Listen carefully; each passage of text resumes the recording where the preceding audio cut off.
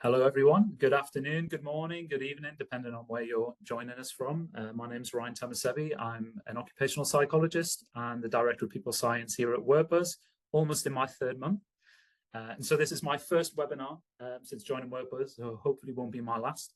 And on such an important topic, a topic which I think it's fair to say there's quite a bit of noise around at the moment, and there's varying levels of support for this ED&I topic that we're going to be getting into today. My background as an occupational psychologist has led me to do lots of research, not just in the D&I area, but wider employee experience and organizational culture. But I've got a great panel of D&I experts, HR leaders that are going to input into the conversation today. Just before introducing the panel and getting straight into it, just wanted to bring a quote which I love, an Einstein quote, which will tee up why we're here today quite nicely. And Einstein once said that in the midst of every crisis lies great opportunity. And I think it's fair to say that after a number of incredibly tragic events that led to the spotlight shining brighter than ever before on the ED&I agenda over the last 4 to 5 years, it felt like as practitioners that there was a real opportunity to make a difference in the world of work. And we're here today to ask that question of have we made a real difference? Have we made enough progress? And so as you're thinking about that and thinking about how you would respond to that question as an attendee, I'm going to introduce each member of our panel so they can tell you a little bit about themselves. And we'll start with Hiran. Hiran Adedra, over to you. Thank you, Ryan. Yes, I'm Hiran Adedra. My pronouns are she, her. I am an Asian woman sitting, basking in the sunshine of Milton Keynes here. It looks very exotic, but I'm in sunny Milton Keynes here. I am wearing 2 hats today, Ryan. I am the head of ED&I at Mercedes Formula One, and I'm also the CEO and founder of Unity Bridge Consulting, which is a consultancy focusing on D&I topics, bringing together kind of my 23 years plus experience in this space. So you're looking forward to talking to you. Thanks, Hiran, and congratulations on the win at Silverstone at the weekend. I'm sure lots of our attendees were watching that as well and cheering Lewis home. Satnam, over to you.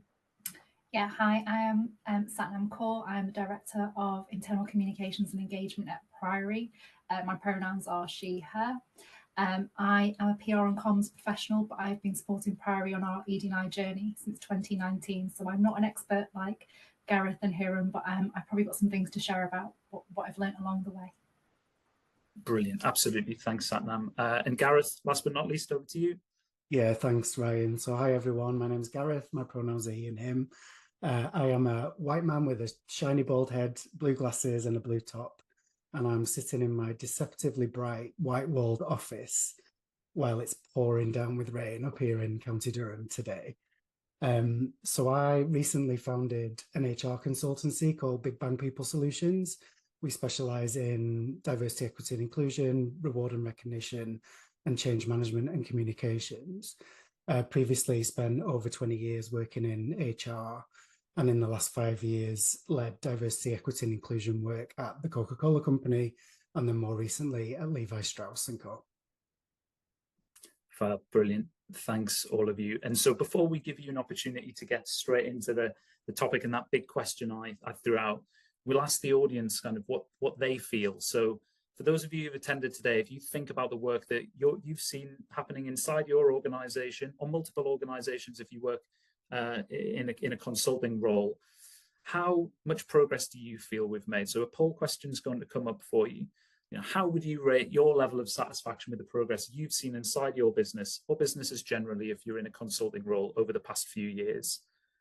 Just to get an indication of what you've seen and experienced. Just a few seconds and then we'll close that. It's a snap poll.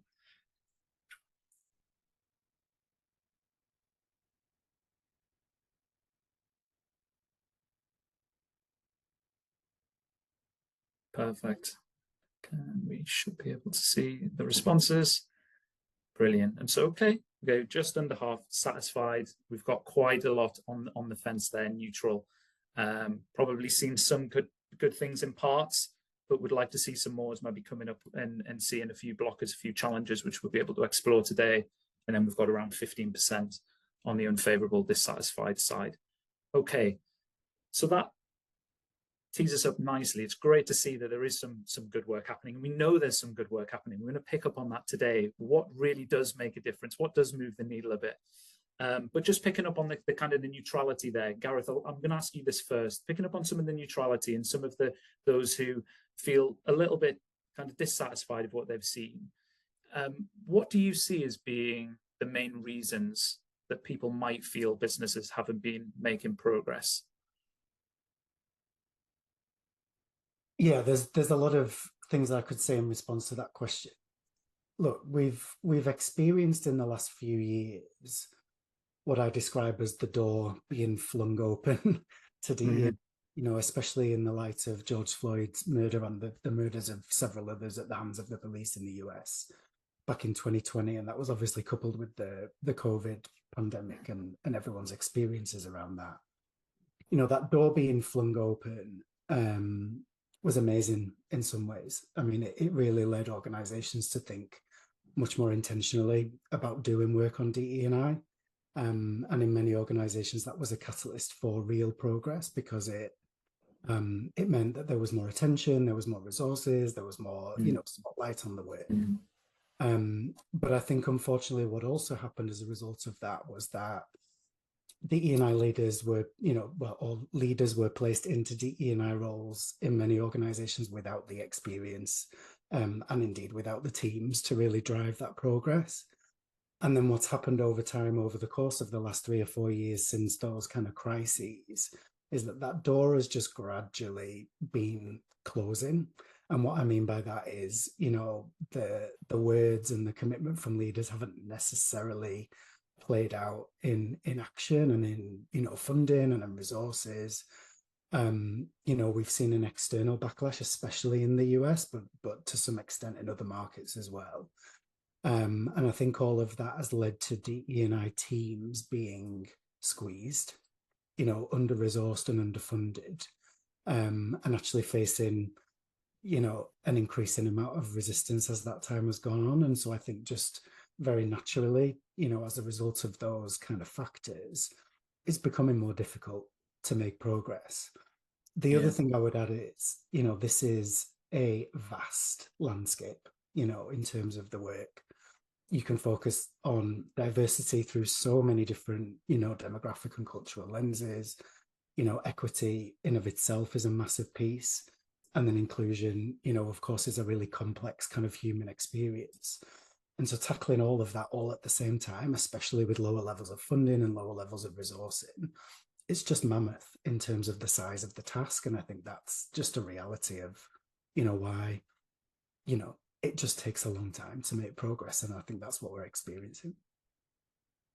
Yeah, thanks for that, Gareth. And here, and just picking up on that part, some of the stuff that Gareth was talking about there, do you feel that there was almost too much of an unrealistic expectation and pressure that were put on practitioners to just suddenly be able to do a lot of ED&I stuff in a short space of time and demonstrate impact in response to some of those big events that Gareth referred to? Did they have a chance to be successful within that environment? I think the companies were split into two, weren't they, post 2020?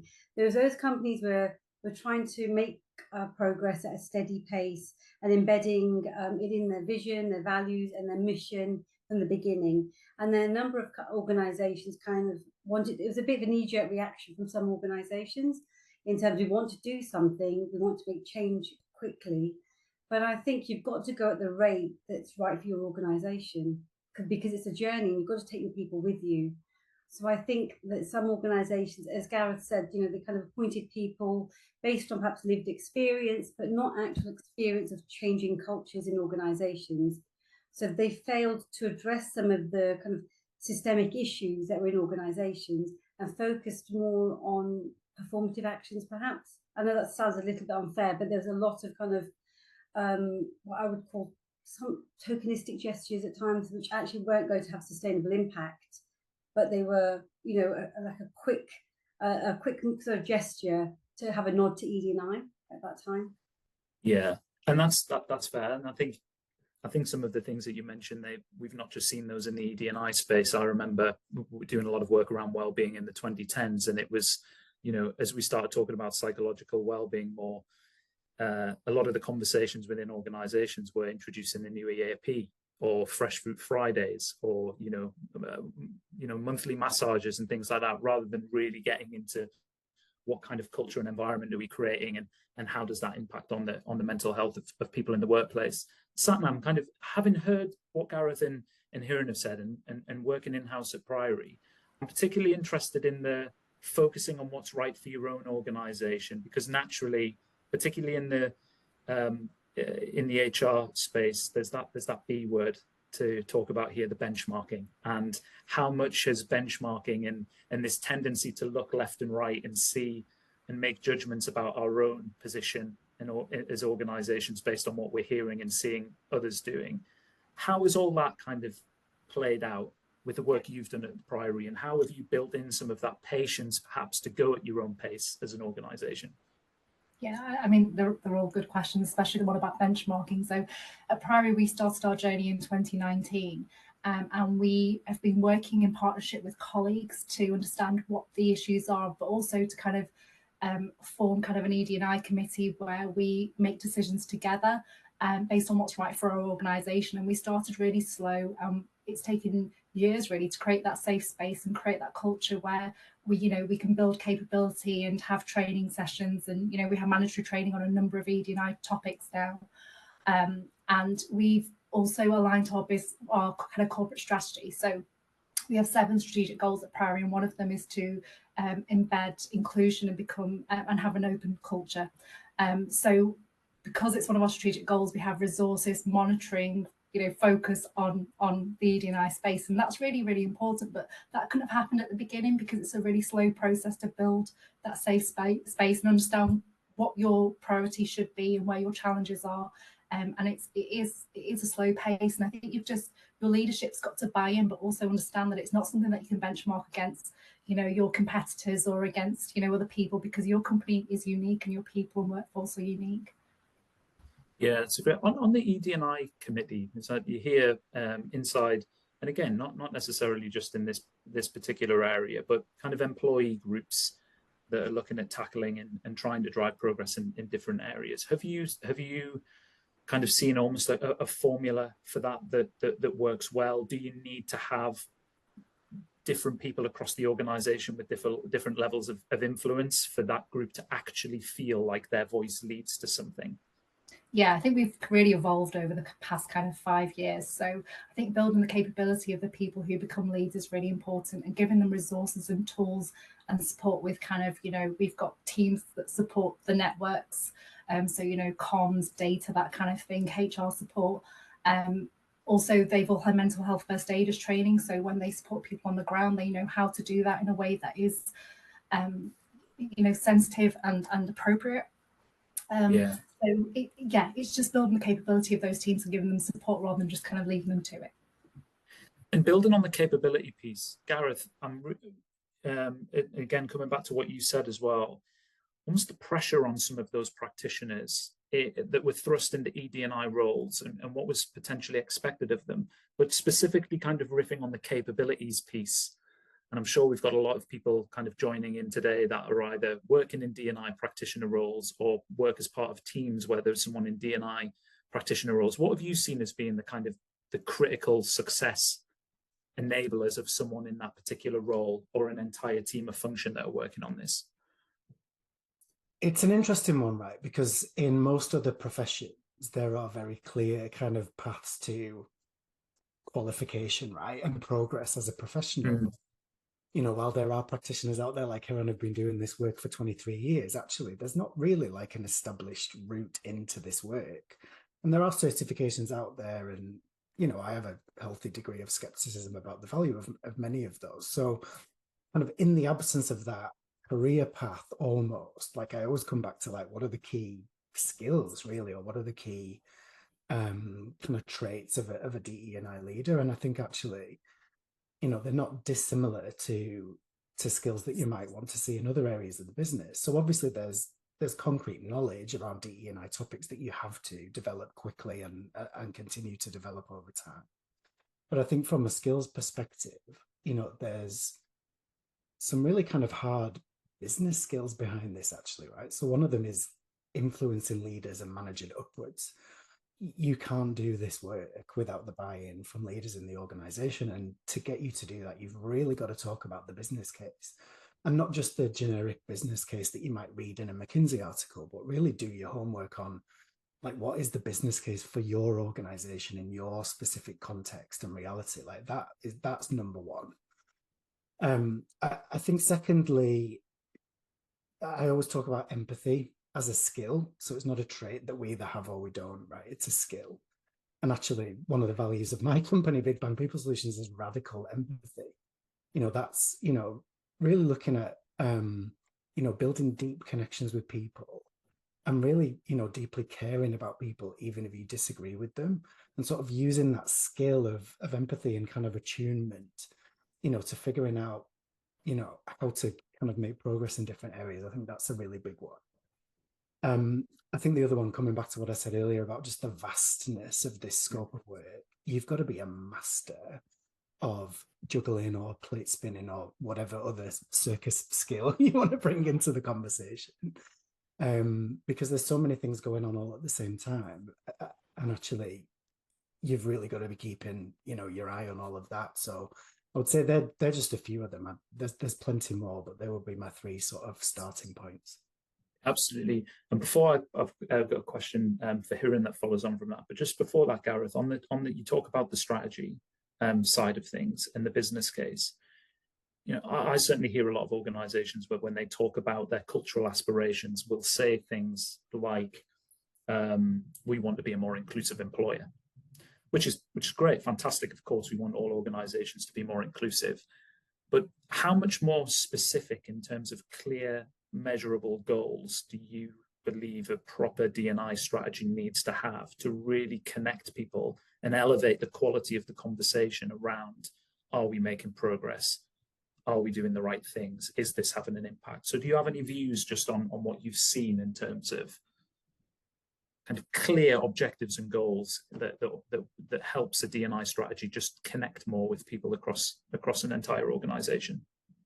Yeah, look, I think it has to just be really specific to the organization. So like the generic version would be, we want to be 50% led by women by X date in the future, because the population of the world is 50% men and 50% women. Mm-hmm. Binary terms, obviously that's not strictly true.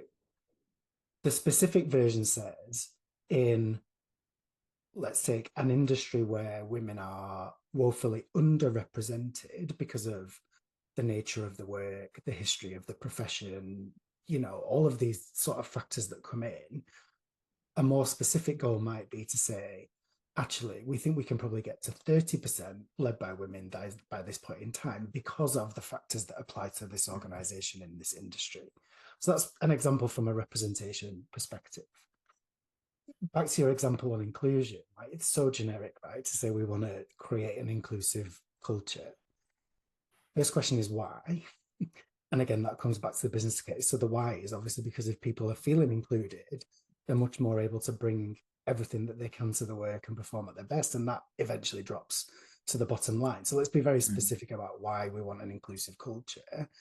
And then let's be specific about how we're going to measure that. So whether it's through regular surveying, whether it's through focus groups, other means of sort of reading organizational sentiment about the employee experience. And then again, being specific about, well, if we take a measure now that gives us, let's say, an inclusion index of 75%, well, okay, in a year's time, we want that to be at 80% because we know that the more included people feel, the more it drops to the bottom line in the end. So just, putting really specific numbers against the specific context of where you are as an organization, that's the crucial point. Yeah. I absolutely agree. Hiren, having heard all of that, you're kind of sitting listening to what you've heard Satnam and Gareth talk about, I'm particularly interested in, you've got experience working in the world of sport where the attitudes, particularly of role model type figures that have huge reach, can be so powerful. what have you done and what have you seen be so important and influential within the world of sport that have really helped you elevate this conversation, drive forward some of the work that you've been doing around ED&I?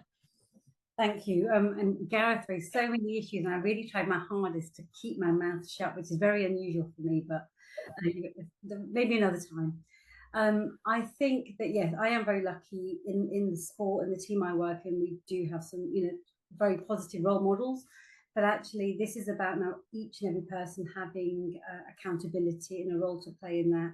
We can't leave it to those at the top or those who are in the spotlight to kind of progress this. This is about how we show up every day in the organisation, but also about opening opportunities and access to people who might not have considered sport, for example, as a career. Because I never thought I'd see myself in the world of sport, but actually it's about, if you see it, you feel you can become it, don't you? So I think that's so important, and a lot of the work that I do in outreach, particularly in the world of sport, is around that, to show that it is possible, but also it's about educating managers and people that I work in. I've worked in STEM as well for many, many years, and they're very similar issues, particularly around getting young girls and women into STEM careers. So actually it's about, going at the pace that's right, but actually showing that it is possible. And it's always about quality, though, isn't it? It's never about compromising on any of your standards. It's just always about just kind of that business case that Gareth said about performance, innovation, and how more diverse and inclusive teams perform better as well. And actually, it's important to demonstrate that in results as well. Yeah, absolutely. And Satnam, what have you seen at Priory in terms of impact of some of the great work you've been doing in this space? What's really getting people excited about the change that they're seeing and the benefit that it's having for the organisation, for your customers? So it's a few things. Locally, we have people like, say, in the menopause network, that they've been able to get the support that they need during a difficult time. They've opened up conversations. All our managers have menopause training. So it's a real change from where we were 5 years ago. And our population, our workforce is predominantly female as well. So it's really, really important that we all have those conversations. And then I suppose at a more kind of macro level, our engagement score has risen significantly, not just because of ED&I, because of other things that we're doing as well in the engagement space, but I think it's all kind of contributing to this culture where we can speak out, we can be ourselves, we feel confident doing that. Our managers, have training and understanding around issues, and I think that's creating a better workplace for us to be, and it's helping us retain colleagues. Brilliant, fantastic. And so for the audience, they'll have heard the three of you now really kind of sharing your views, sharing some great examples of what you've seen being impactful. Please, to the audience, do use the chat box and the Q&A. If there are specific comments that you've got, pop it in the chat box, or if you've got questions that you would like me to put to the panel towards the end of the session, put them in there. Hopefully what you've heard has helped spark some of that thinking. And as we go into the kind of the second half of this session today, I've got a second question for the audience that we can really focus in on the topics that matter the most, that are at the most forefront of your minds. And so the question is, what is the biggest kind of ED&I related challenge that you've faced in your business, or that you're facing currently? Is it around leadership buy-in and really getting those senior voices advocating it and helping drive it forward? Is it around the hiring, retaining of diverse talent? Is there a piece on manager leader capability and behavior? Is it more around the measurement, so either measuring levels of inclusion but also demonstrating the impact of the work that you're doing? Or is it more just the general organizational culture and some of the barriers and blockers that presents? So give us an idea of what the biggest ED&I challenge is that you're facing in your organization.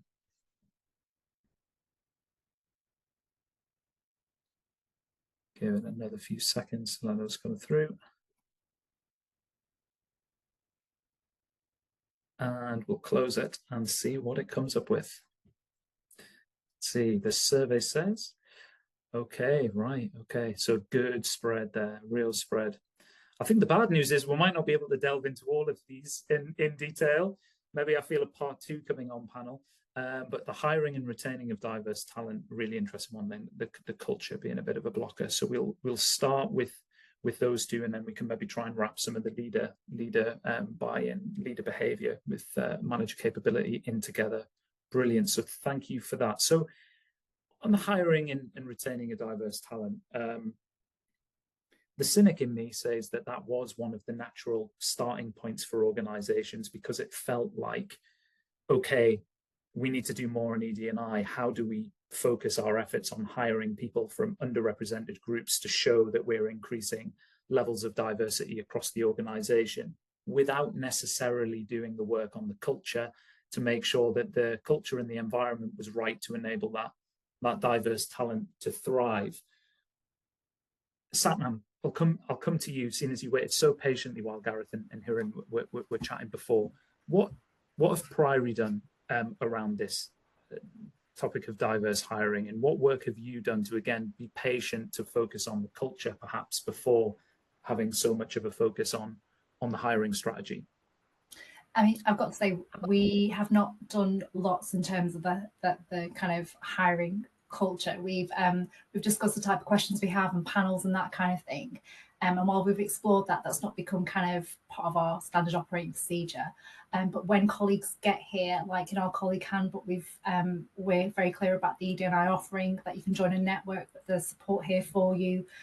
We have various schemes locally on our sites to support colleagues. Like, we tend to have we've done an EDI survey, so we know what the makeup of our workforce is at certain sites, and where there are sites where maybe there's a high kind of population of a certain kind of heritage, we will support colleagues, and you know, we know that there may be challenges with that, and so we support colleagues, and we almost kind of use it as a way to foresee challenges and support people before we get there. So yeah, it's not an area that we've done a lot with. So I'm sure Gareth and Hiren have much more that they can add. Absolutely. Gareth, then, particularly with the background you've got in retail as well, and an industry that naturally has high levels of attrition, and and we often hear a lot at the moment as well around, you know, people shying away from retail careers, perhaps because they don't want to work weekends, evenings, and yeah. Tell us a little bit about, from a retail perspective, what have you seen working really well from a diverse hiring and talent management perspective? Yeah, you're right, Ryan. The turnover in retail can be eye-watering, you know, in terms of attrition rates, and it's a natural, you know, kind of fact of that industry. I think one of the really challenging things is, you know, in that context, to get managers to really slow down and make sure that they're the most diverse slate possible whenever they're hiring, rather than just going for, sorry for the expression, but a bum on a seat, you know. And so actually, I think where the effort goes in that sense is actually in spending time with the hiring manager community and getting them really to think through the unintended consequences of, you know, the knee-jerk reaction to a vacancy being just fill it with whoever comes in off the street.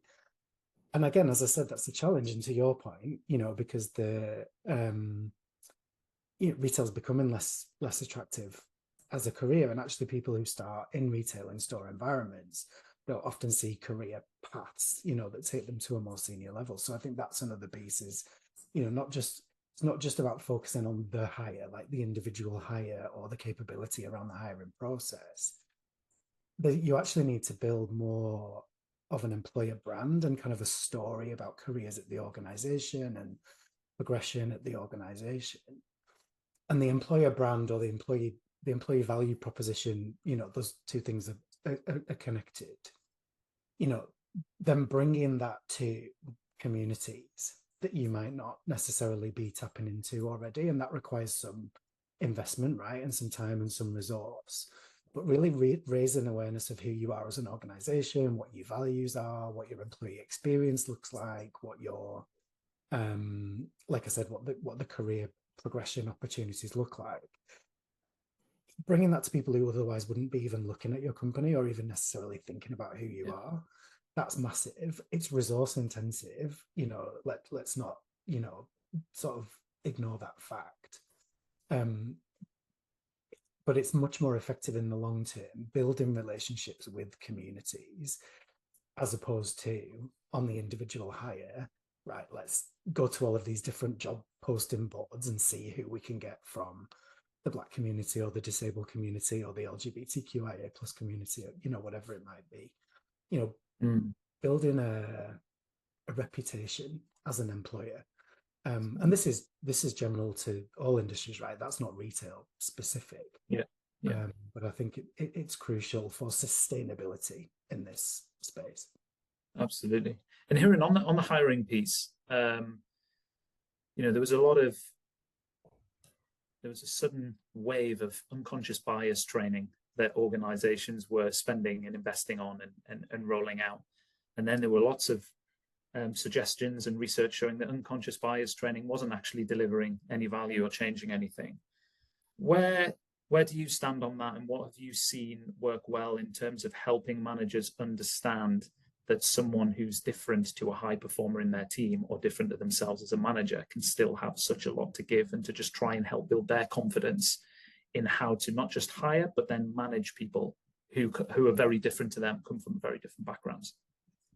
I've spent a lot of time on that exact topic, Ryan, so it's a good question. And it's funny, it's my ex-colleague at Cranfield who did some of that research on unconscious bias training. But I think training does have its place, because I think there's fear in recruitment as well around, and so it's about alleviating those fears around, what can I ask? Because I've been in some shocking interviews over the last 25 years, you can imagine. Not so much in recent years, thankfully, but I think that the bias plays a part in this, more about recognizing your own bias, but also the implications of that. And in terms of reinforcing why diversity is important in the team, that you don't want everyone to look and think like yourself. So that's really, really important. And I think recruiting managers are definitely understanding that a lot more as well. But I think that it's also cultural differences as well. People talk about fit. Now, what does that mean? Do we want everyone to be robots and to be the same? Or do we want that kind of the diversity, sort of the challenge that brings as well, and the fresh thinking? So it's kind of reminding people about that and why that's so important. But back to your point about recruitment generally, I think lots of organisations are, great, we want to increase our diversity. But you've really got to think about where are these people hired in from, and also at what levels? Because actually you could really change the diversity of your company if everyone's reporting at very junior levels, but they're not the decision makers or the influencers. So you've really got to try and make sure that it's representative across the board. And if not, have you got talent kind of development, succession planning, all of those things in place for that diversity to flourish, as well as the culture, which you mentioned earlier, around, because lots of organisations focus on the D, but not the E and the I, and that's so important. Otherwise, you're just going to have a revolving door. Absolutely, yeah, absolutely. And on the leadership piece, Satnam, you mentioned and talked a little bit about kind of leadership and their championing of the work that you're doing around this, and support of advocating it, and how important that is. Hiran, I know you've mentioned before as well, just the importance of having that kind of senior leadership really supporting this. And I can see a few comments in the chat, and please do keep them coming and get your questions in there for the panel to ask towards the end. I've seen a couple of comments mentioning about having the benefit of that senior leadership support and really being behind the work around ED&I. And I do wonder if those who've indicated that their leaders are supportive have been more likely to suggest they're satisfied with the progress they're making. Because that's my next question. Have you seen real progress being made where there aren't those senior leaders really driving it and supporting it and owning it as well, Satnam? Or to rephrase that question, do you think it's possible to really drive change and make a real difference in this area if you don't have that senior level buy-in? I personally don't, because I think, like Hiran said, they're the decision makers. They are the people who, make the call on things and budgets and that kind of thing. So I think you've got to have their buy-in. And I know it's in the chat, there's people on this call saying that they're middle managers and they're maybe not so senior people on champions and embracing ED&I. And I think that's a real issue, because then it's a sticking point. I think you get a lot of grassroots kind of support, and we've definitely got grassroots stuff, and then we've got stuff at the top, and then I think that was our sticking point. And I think that's about making sure that ED&I is part of your leadership training, your leadership competencies and behaviours. So we've built that in. It's a part of who we are as leaders. It's not a nice add-on. You know, we are trained. We, you know, behaviour is called out. Our leaders kind of walk the talk, and it makes a real difference, because when you know that it's not an option and it's something that you just have to do as a leader, you do it. Yeah. And a question for any of you that might have an anecdote or a story around this. Have you come across or worked with or even coached or challenged a leader who hasn't been supportive of this, has been very skeptical or cynical about ED&I work, that you've seen totally convert and change and become a really big advocate inside organizations for it? Can we change someone from being cynical to being a real advocate for this? Anyone fancy having a go at that? I jump in there because I'd like to build on something that Satnam just said before we move to that question, right? Just around middle managers and sort of tactics for getting at middle managers. There was one thing that we did at Levi's, which I thought was really effective, which was in the annual performance cycle. And as part of the objective setting process, we required everybody in the company to have one DE&I specific objective that was relevant to them at their level in the organization. You know, whether it was something to do with, you know, ERG participation or leadership, or whether it was something to do with, you know, kind of the way that they were leading the team and behaviors and that kind of stuff. And they were actually measured on it, and it was part of the differentiation of their reward at the end of the year, along with the other objectives that they were setting for their core job. So it was always part of the conversation, and it was part of the measurement, and it was part of the reward. And I think that, you know, incentives always work, don't they? Well, usually. So so I just wanted to add that as a suggestion that I've experienced.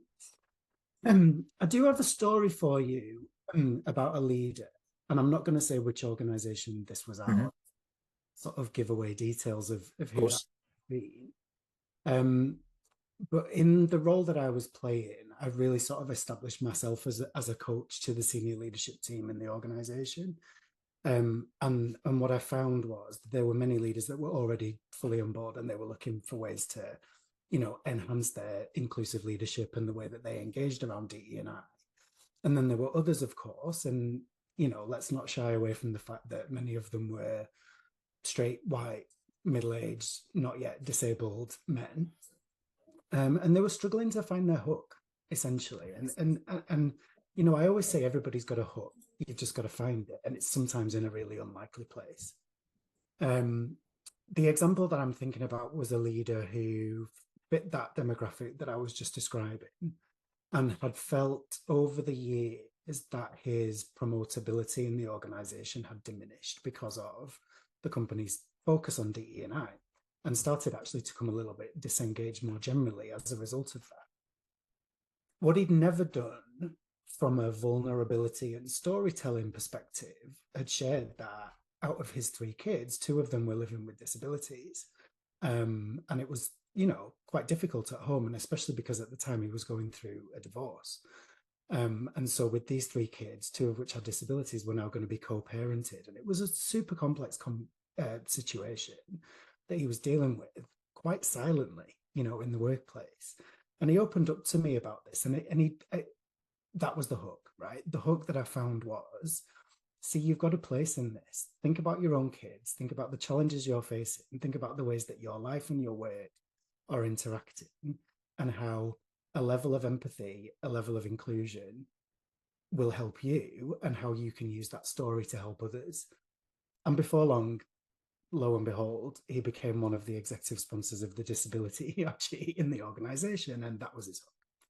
And suddenly he was much more engaged. He'd found something outside of the scope of his core role, which was a big, you know, hefty, difficult leadership role, boosted his engagement, and actually his storytelling had such an impact on others in the organization. So that was a win. You know, that was a win. That's fantastic. Yeah, thanks for sharing that, Gareth. Yeah, that power of really connecting it, that the human experience stuff, and really making people emotionally connect with it is so powerful. It leads on to a kind of a question linked around the manager capability piece that came up in the as the topics that people find to be a challenge. Again, naturally for organizations to try and upskill and build capability at scale scale, they'll often roll out training programs, and traditional L&D is often good at reaching large numbers of managers or colleagues, but in terms of its impact in really changing behavior, really changing mindset, it often struggles to demonstrate that. And given what you've said, it's a really powerful kind of one-to-one experience and really rich conversation.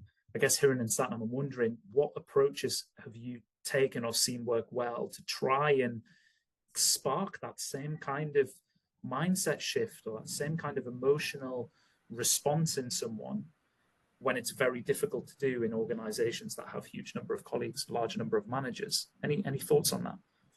Yeah, so since we started our ED&I journey, like, comms has been really, really important. And I know I'm a comms person, so I would say that. But what we've done is we share colleague stories. So, like Windrush Days just happened, and someone shared a really powerful story about how their dad came over and, their kind of their dad's journey. And we've had women talk about, menopause in detail, and people who maybe have been diagnosed with ADHD and that kind of thing. And so people share their stories, and it takes brave people to share these stories. Like, we had one about domestic violence during Domestic Violence Week. So people share these stories, and it kind of sparks conversations, and it draws people towards the networks, and it just kind of creates that space where people are comfortable telling their stories, and people have different levels of comfort. So these brave people will come out, and then that creates a momentum and a kind of, it does change the culture.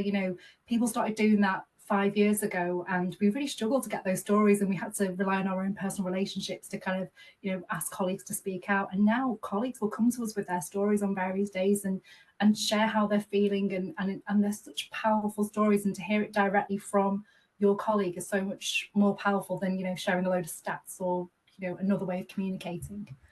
Yeah, brilliant, Satnam. Yeah, I totally agree. That sounds really powerful. Some of that, the positive kind of noise and conversation and momentum that you've created through some of those approaches is great. Hiran, I'm sure there's some elements and things that you've got to add on that. And then, if you can, as another area of interest that came up was around measuring inclusion. Satnam touched on it there, going beyond just data and stats and figures and really bringing meaning to it. So just building on this kind of measuring inclusion and going beyond just a traditional survey, which can be fantastic and give us an idea of how people are feeling.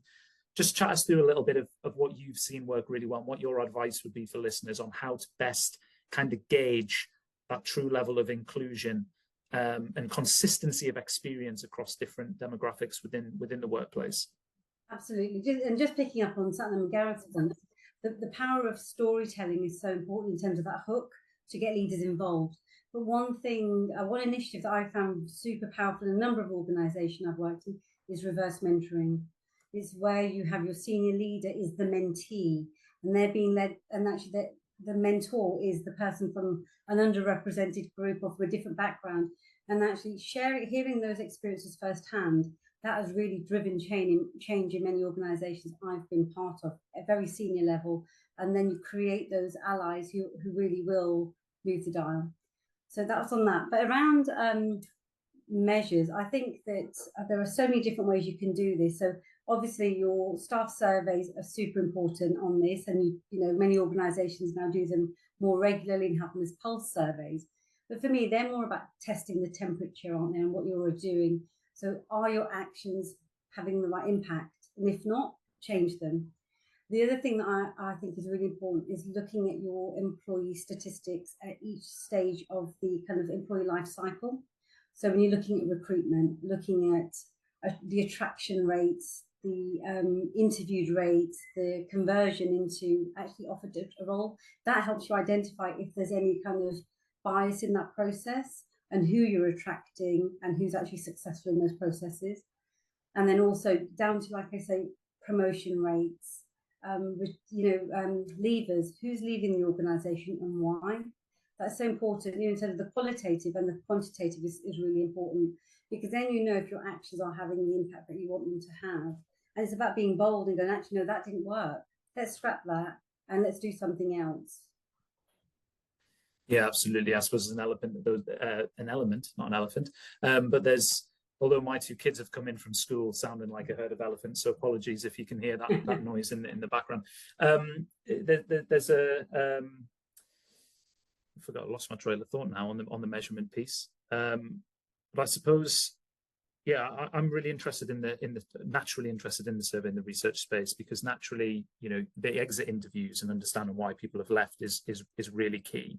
But actually, when we look at data and see who might be indicating that they're thinking about leaving or have a desire to leave, and then actually having a look at how they score and have responded to different aspects of a survey to get those true indicators of what really might be the cause of that, can be really powerful. But I'm hearing a lot as well that it's more than that. It's that richer kind of qualitative, the listening groups kind of really getting that insight from people as to what it actually feels like in their role on a day-to-day basis. So I think there's definitely some things our audience can take away. And before we start to go towards the close and the Q&A, on the reverse mentoring piece, like similarly, I hear how powerful reverse mentoring can be. I often hear it being talked about as senior leaders that are benefiting from that reverse mentoring. And just linking to the comment that someone made in the chat around middle managers perhaps being where there's a key area there. Have you seen reverse mentoring work at scale, or organizations get a really good system or approach in place where more people can benefit from reverse mentoring as opposed to just that most senior level of the organization?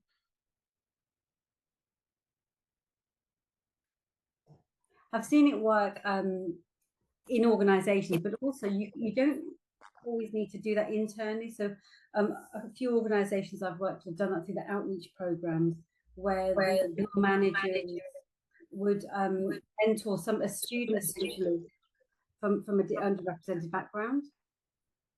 Right, okay. Gareth, Satnam, anything else you've seen working well in that space? Again, just more support for leaders and managers. Yeah, you might have seen me pulling my face a little bit there on reverse mentoring, because actually it's quite hard to make it work in my experience, especially at scale, because you're like any mentor-mentee relationship. Not only, you know, are you looking at the specific outcome of the leader becoming more attuned to and knowledgeable about, and, you know, kind of understanding of the lived experience of the individual. You also, like any mentoring relationship, need to have a good fit. Like the matching really needs to work. And when you've got all sorts of other mentoring and coaching and whatever else programs going on in the organization, then you bring this extra layer in. Just from an administrative kind of perspective, it's proved really challenging in organizations that I've worked in. And actually, unfortunately, I have to say I've not seen it work as well as Hiran has. Conceptually, I'm fully on board with it. I just think from my own practical experience, it's probably just not being managed as well as it could be, other than in the case of, you know, very senior leaders. Yeah, I can imagine there are a lot of challenges around, like you said, the administrative, the time side of matching and finding the right person to be the mentee, and that you know, even finding the right coach for that traditional coaching relationship can take quite a lot in terms of the chemistry sessions and things like that. So I can imagine it's a challenge.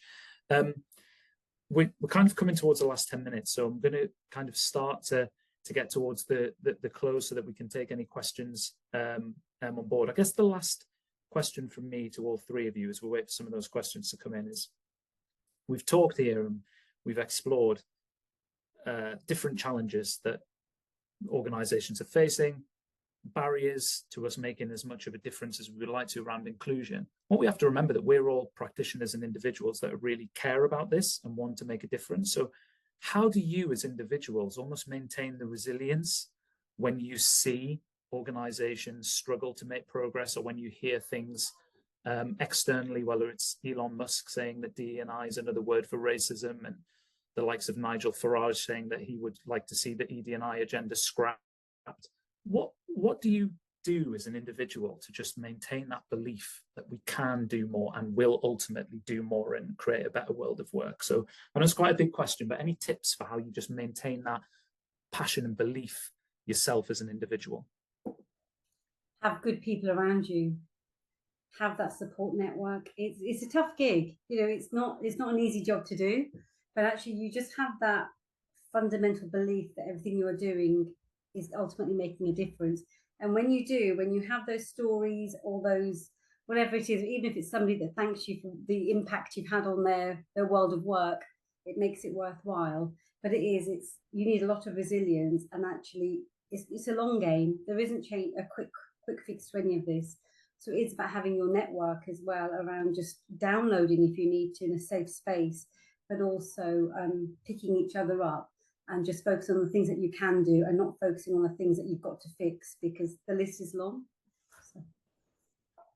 Yeah, absolutely. Satnam? Yeah, I think it's probably not as tough at Priory as it probably is at other places, but it's just kind of remembering the difference that you are making. So, you know, like that woman at the Women's Network, and, you know, we're lucky in comms that we do get all these stories, so we know that we're making an impact. And so it's just kind of keeping hold of that, really. Absolutely, yeah. Gareth? That unmute button wasn't working then. My first gut reaction was find a really good therapist, and I'm not even joking.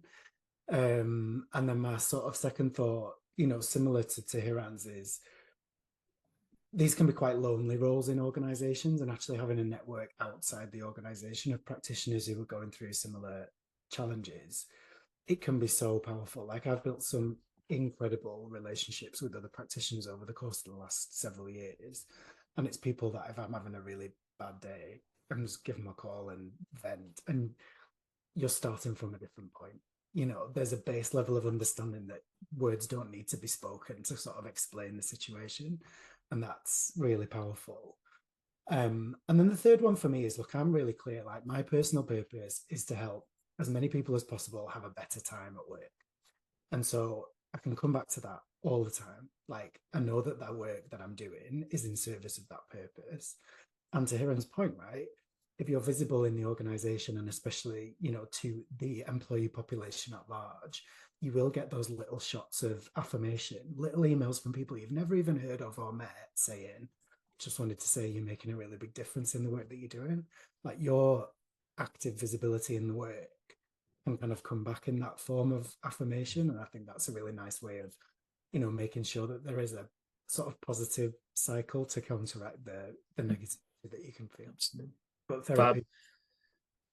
Yeah, absolutely. Brilliant. Thanks to all three of you. That fast approaching the hour, and it's absolutely whizzed by, but so much great stuff. Could listen to all and kind of keep asking you questions until the cows come home. But there is one question that's come through from our audience. Is that just a northern phrase, by the way, until the cows come home? I don't know if it's a universal thing. There is one question from Katie that's come through. It was linked to the diverse recruitment piece that we were talking about around what are your thoughts on providing questions, interview questions to candidates in advance? Yeah, that is a good idea.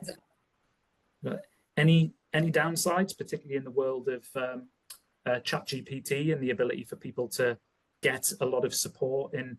Can that actually hinder a candidate's efforts because they're actually going to kind of not have put their own kind of thinking and drive behind some of the questions? So yeah, just want to pick that a little bit more, because yeah, absolutely, it can be helpful. But what are some of the potential downsides in a world of AI?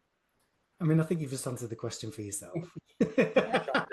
How do you mitigate against the AI? I don't think you do. I don't think you do mitigate for it. I think what you recognize is that humans are humans, and if their responses to interview questions are not coming from an authentic and experienced place, you can see through it. If I've prepared for an interview using ChatGPT, I've got very generic information that if you double click on any of my answers, I'm not going to have a clue how to answer it. So you trust in the quality of your interview process and your hiring managers, and you give everybody the opportunity to prepare well for the interview, especially those people who have, for example, neurodivergent needs, where the standard traditional interview process just isn't going to help them to be successful in applying for the job. And you just drill down, don't you, to further questions, don't you? It's about the examples that you give. So you might not ask all of those questions. You might give 20 questions, but you're going to ask 5 or 6 and drill down. So actually, it's about the specific examples and the skills of your interview panel at that point as well. Hillary's asked a great follow-up question here on the interview question. So what about if there's a specific role that you're hiring for, where one of the real skills and capabilities that you need in the individual is going to be that capacity to think and respond on the spot without having plenty of time to prepare? I think you can do that when you're experienced. So I don't think the questions are necessarily the issue there, and it depends what level I suppose they're coming in at. I did used to think that, because, you know, when you're in comms, you're doing crisis comms and stuff, you need to be able to kind of, you know, just respond there and then. But I don't think the interview questions are an issue, and I think you need to, you know, that depends on the experience of the individual. If they're not experienced, there'll be a performance management issue, and then that's that, isn't it? Absolutely. Any other questions coming through?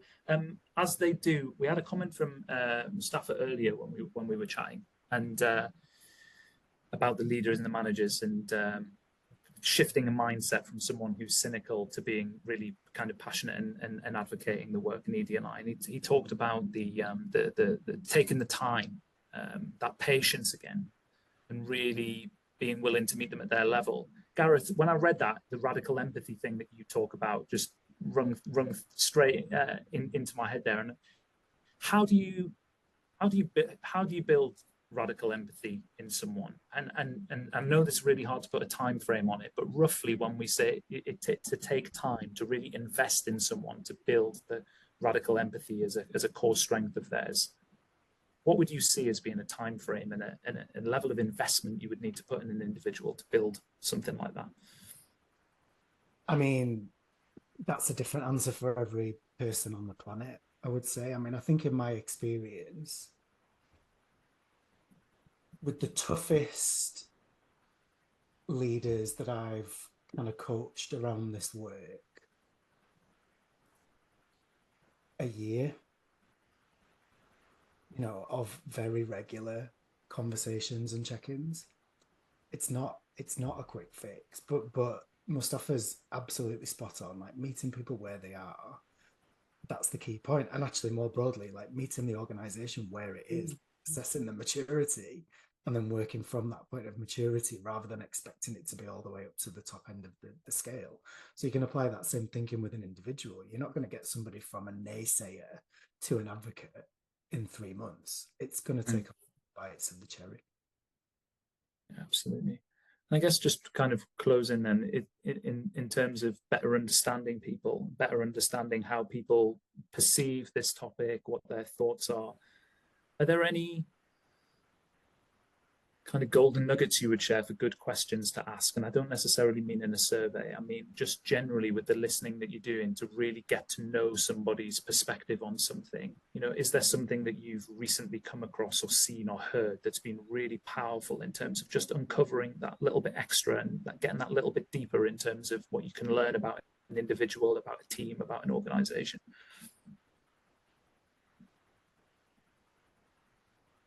Any views?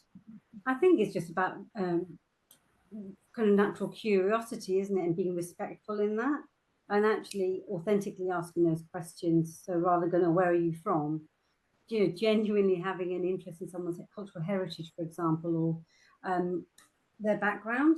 And I think that you can tell when that's forced, but that comes with time, doesn't it, in terms of building those relationships? Yeah, absolutely. I was really into a Q&A question that came up there around questions that we should include in an inclusion survey to get an understanding of how people really feel. Thanks for sending that through, Amy. I guess from my perspective, working in the research space, yeah, that's a whole hour on its own. Yes, absolutely. And really, the only way you can be truly confident that you've had an accurate and reflective kind of set of insights about how people are feeling is if you first have confidence, you've built psychological safety and inclusion into the culture so that everyone across the organization expresses their honest views. So it's a bit chicken and egg at times, because you want to use survey data to tell you where you need to focus your efforts and do more, but you will only have a really full-bodied set of insights from all colleagues representing all different groups across the organization if you've got that psychological safety in the organization where they feel like they can share that view. So always bear that in mind when you're doing the survey, because there's some questions you can ask to really understand whether people feel like they've got a voice, whether they feel like they belong, whether they believe there's fairness. in decision making and career progression opportunities and all of that wonderful stuff. But just bear in mind that the data set that you get, it might not be truly representative of everyone across the organization, which is why it's always worth that follow-up and some of the really powerful conversations and listening groups that Hiren, Satnam and Gareth have said they've seen be so impactful in their organization. So that's our hour. That's all we've had time for. Like you said, Gareth, it could be a whole other conversation just on measurement and all of this, but it's been really great to hear your perspectives on this topic. And hopefully, as a group of practitioners that all care about this stuff, everyone here today recognizes that if we keep pushing the conversation, if we keep being curious and asking, well, okay, this hasn't been as impactful as we would hope, but why? What could we try differently? How do we keep the conversation, keep the momentum going around this rather than kind of let it drain us and let it chip away at our levels of motivation and drive for it? So thank you so much for joining us. Please do keep in touch, keep connected with all of us, with WorkBuzz through LinkedIn and all the different channels. You'll be able to find Hiren, Satnam and Gareth on LinkedIn. So please do connect with them and share any thoughts and further questions. And sorry to the three of you if I've just committed a bit more Q&A time for you individually, but I'm sure you're more than happy to do that.